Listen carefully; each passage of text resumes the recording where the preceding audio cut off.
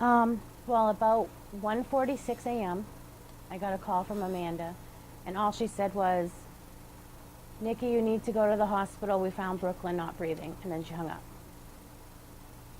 So I had my mom drive me to the hospital because I was in no shape to drive. When we got to the hospital, they wouldn't let us out in the back where the exam rooms are. I was trying my hardest to get out there. Waterville PD came and talked to me about trying to get out there. The first thing that Amanda said to me, the only thing really that she said to me before we went in was, "Why does this kind of thing happen to me all the time?" Talking about why her. And I was just, I really didn't even recognize that she said it while I was there. It was like an after the fact thing, when I was sitting and thinking, and I'm like, really, is that what she said to me?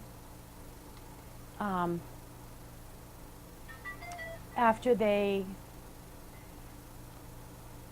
had brought me in and told me that Brooklyn didn't make it, they did an interview for about 2 hours, or it felt like it was 2 hours. They brought me back to the waiting area, and they went and got Amanda and her daughter and interviewed them. Well, Amanda and her daughter were getting ready to leave, and it was like she wasn't even going to stop on the way out. And at this point, I didn't have any indication of what happened. I was, thinking in the back of my mind, this must be SIDS, or maybe her RSV came back. What's RSV? RSV is a respiratory disease. It's like, when you get that harsh cold, when it turns from winter to spring, and you have a lot of phlegm when you cough up, it's that. But of course the phlegm is adult size, so in her little tubes they couldn't go through. 8 days old, and she had gotten the cold. I had rushed her to Reddington Fairview Hospital because I was starting to see a little tinge of blue around her lips, and she was constantly gasping. And so I brought her in, and they ended up bagging her. They bagged her for about, I'd say, 5 hours. They called Life Flight to bring us to Bangor. What does that mean, to bag someone?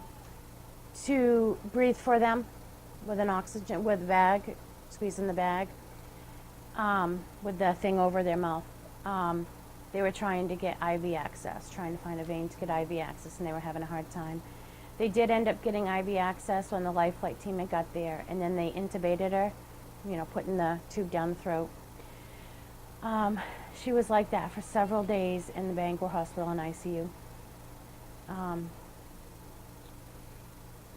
So when she was released from Bangor, of course it wasn't completely gone, because, it takes a long time for a cold sometimes to go away. But she was doing a lot better. When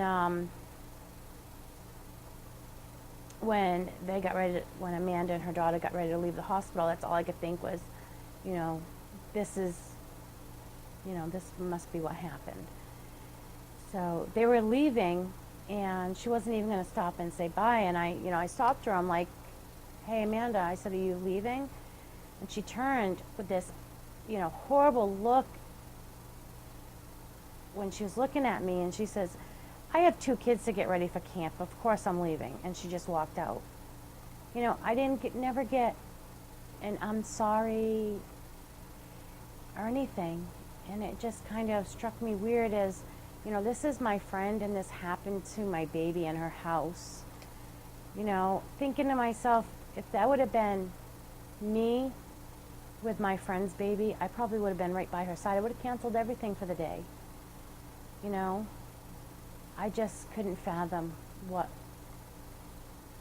I had talked to her one other time after that, and she got just as snippy, and I was just like, whatever, and I just didn't talk to her again.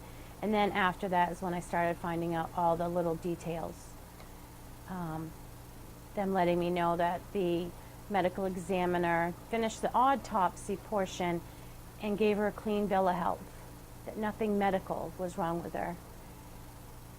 And that right there devastated me.